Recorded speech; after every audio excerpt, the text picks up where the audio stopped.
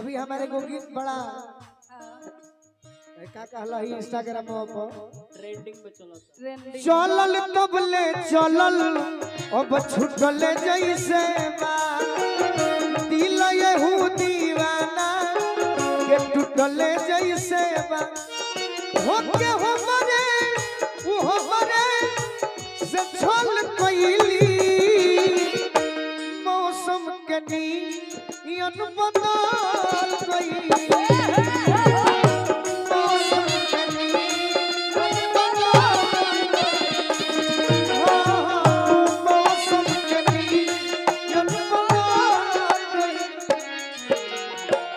गाना जानती हो दीदी कब गाए थे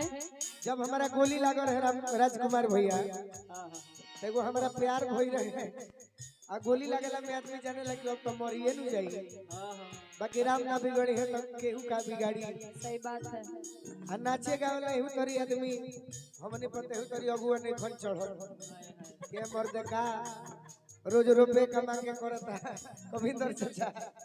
गलती ना गवैया बजैया पलेटे से चढ़े आओ तो बड़े ताज में कहते हैं मर्द मारो गवैया नचनिया संग फसल हुई ओकरा कमी बा आई सब दिन बड़ी यूट्यूबर भाई हमने जे लाइन में खुद बदनाम है बाकी गीत हम गौले रहनी अरुण भैया वो घरी जब केहू से हमरा प्रेम रहे वो हमरा के छोड़ दी हली बीच मझधार में तब हम गौनी चलल तबले चलल अब छुटले जैसे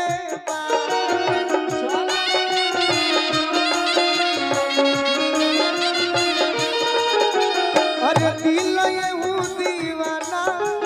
के टूटले जैसे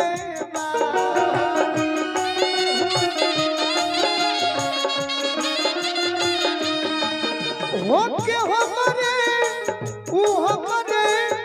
से छल कइली उहे हइया दीदी कि मौसम के नियन बदल गइली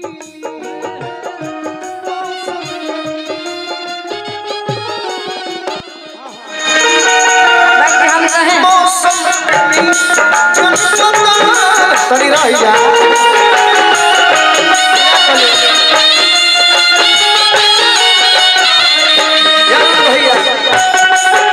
भैया कोइली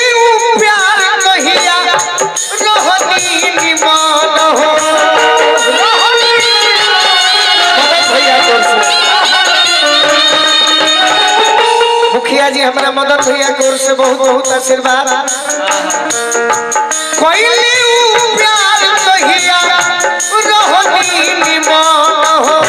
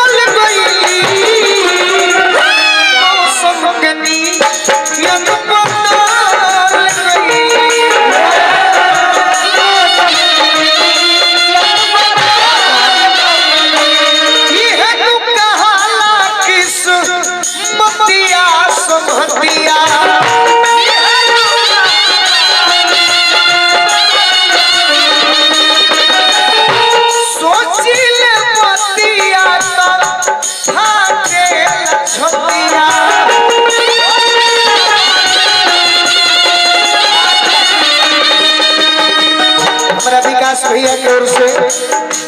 निवाजी टोला छपरा कविंदर चाचा के माध्यम से 17 जनवरी के हमारे अतिथि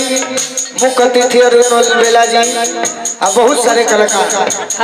अजीत हलचल भी अभी हम दिन भर के कार्यक्रम निपटा के बहुत लोग आई लगे सोनू सुखदिल के कहल कइली